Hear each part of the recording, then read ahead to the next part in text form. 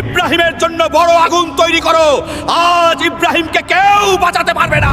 এটি একজন বাদশাহর হুকুম ছিল, এটি পুরো কওমের ফয়সালা ছিল। হযরত ইব্রাহিম আলাইহিস সালাম তার কওমকে বারবার বুঝিয়েছেন যে এই মূর্তিগুলো না শুনতে পারে, না বলতে পারে, না কোনো ক্ষতি করতে পারে, কিন্তু তার কওম তাদের বাপ দাদার রীতিনীতির উপর অটল ছিল। তারা পাথরের মূর্তির সামনে সিজদা করত এবং সত্যের কথা শুনে রাগে ফেটে পড়ত। তারপর একদিন যখন পুরো কওম উৎসবের জন্য শহরের বাইরে গেল, তখন হযরত ইব্রাহিম আলাইহিস সালাম মূর্তিশালায় প্রবেশ করলেন। তিনি ছোট বড় সব মূর্তি ভেঙে ফেললেন, শুধু সবচেয়ে বড় মূর্তিটিকে ছেড়ে দিলেন, যাতে মানুষের কাছে সত্য পরিষ্কার হয়ে যায় যে যাদের তারা পূজা করে তারা তো নিজেদের রক্ষাও করতে পারে না। যখন মানুষ ফিরে এলো এবং তাদের উপাস্যদের ভাঙা অবস্থায় দেখলো, তখন তাদের রাগ আকাশচুম্বী হলো। তারা জিজ্ঞেস করলো, এটি কে করেছে? লোকজন বলল, একজন যুবক আছে, তার নাম ইব্রাহিম। তারপর হযরত ইব্রাহিম আলাইহিস সালামকে সবার সামনে আনা হলো। তিনি অত্যন্ত হিকমতের সাথে বললেন, যদি এরা কথা বলতে পারে তবে তাদের সবচেয়ে বড় মূর্তিকে জিজ্ঞেস করো। ঠিক সেই মুহূর্তে পুরো কওম এক মুহূর্তের জন্য চুপ হয়ে গেল, কারণ সত্য তাদের সামনে দাঁড়িয়েছিল।